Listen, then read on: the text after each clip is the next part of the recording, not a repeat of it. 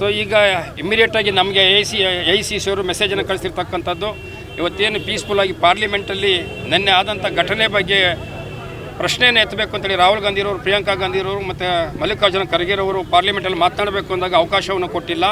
ಅದಕ್ಕೋಸ್ಕರವಾಗಿ ಅವರ ಅರೆಸ್ಟು ಕೂಡ ಮಾಡಿದ್ದಾರೆ. ಇಮ್ಮಿಡಿಯೇಟಾಗಿ ಅವ್ರನ್ನ ರಿಲೀಸ್ ಮಾಡಬೇಕು ಅನ್ನೋದಕ್ಕೊಂದು ಒತ್ತಾಯ.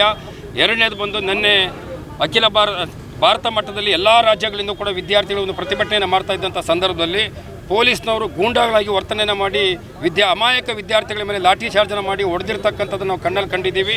ಅವ್ರ ಮೇಲೆ FIR ಕೂಡ ಹಾಕಿದ್ದಾರೆ. ಇಮಿಡಿಯೇಟಾಗಿ FIR ವಾಪಸ್ ತೊಗೊಳ್ಬೇಕು ಅಂತೇಳಿ ಮತ್ತು ಕೇಂದ್ರದ ಎಜುಕೇಷನ್ ಮಿನಿಸ್ಟರ್ ಇದ್ದರು ಪ್ರಧಾನರವರು ಇಮಿಡಿಯೇಟಾಗಿ ರಾಜೀನಾಮೆಯನ್ನು ಕೊಡಬೇಕು ಅಂತೇಳಿ ಒತ್ತಾಯನ ಮಾಡೋದಕ್ಕೆ ಅಂತೇಳಿ ನಾವು ಈ ಒಂದು ಪ್ರತಿಭಟನೆಯನ್ನು ಮಾಡ್ತಾ ಇದ್ದೇವೆ. ರಾಜ್ಯಪಾಲರಿಗೆ ಏನಾದರೂ ಮನವಿ ಪತ್ರ ಕೊಡ್ತಿದ್ರೆ ಹೇಗೆ? ಮನವಿ ಪತ್ರ ಇನ್ನೂ ರೆಡಿ ಮಾಡಿಲ್ಲ. ಇಮಿಡಿಯೇಟಾಗಿ ನಮ್ಗೆ ಹೇಳಿದಕ್ಕೋಸ್ಕರವಾಗಿ ನಮ್ಮ ಪ್ರತಿಭಟನೆ ಅವರ ಗಮನಕ್ಕೆ ತರತಕ್ಕಂಥ ಕೆಲಸವನ್ನು ಪೊಲೀಸ್ನವರು ಮಾಡ್ತಾರೆ, ನಾವು ಕೂಡ ಮಾಡ್ತೀವಿ.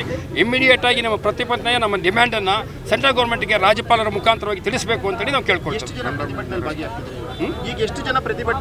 ಪ್ರತಿಭಟನೆಗೆ ಇಮಿಡಿಯೇಟಾಗಿ ಹೇಳಿರೋದು ಎಲ್ಲ ನಮ್ಮ ಕಾಂಗ್ರೆಸ್ನ ಕಾರ್ಯಕರ್ತರನ್ನ ಕರೆಸಿದ್ದೀವಿ. 1,000 ಜನ ಸೇರ್ತಕ್ಕಂಥದ್ದು ಇದೆ. ಪೊಲೀಸ್ನವ್ರು ಏನು ಮಾಡ್ತಾರೆ ಅದು ಕೂಡ ನೋಡಬೇಕು. ಕೇವಲ ಲೋಕಭವನ ಹತ್ರ ಮಾತ್ರ ಪ್ರೊಟೆಸ್ಟ್ ಮಾಡ್ತಿದ್ರೆ ಅಥವಾ ಬೆಂಗಳೂರು ನಗರದಲ್ಲಿ ಬೇರೆ ಬೇರೆ ಕಡೆ ಇವತ್ತು ಸಾಂಕೇತಿಕವಾಗಿ ಲೋಕಭವನದಲ್ಲಿ ಮಾಡ್ತಾ ಇದ್ದೀವಿ. ಸೊ ಇದೇ ರೀತಿಯಾಗಿ ಅವರ ವರ್ತನೆ ಮುಂದುವರಿತಂದ್ರೆ ನಾಳೆಯಿಂದ ಇಡೀ ರಾಜ್ಯಾದ್ಯಂತ ಎಲ್ಲ ಜಿಲ್ಲಾ ಕೇಂದ್ರಗಳು ಕೂಡ ಮಾಡೋದಕ್ಕೆ ತಯಾರಿ ಮಾಡ್ಕೊಳ್ತಾ ಇದ್ದೀವಿ.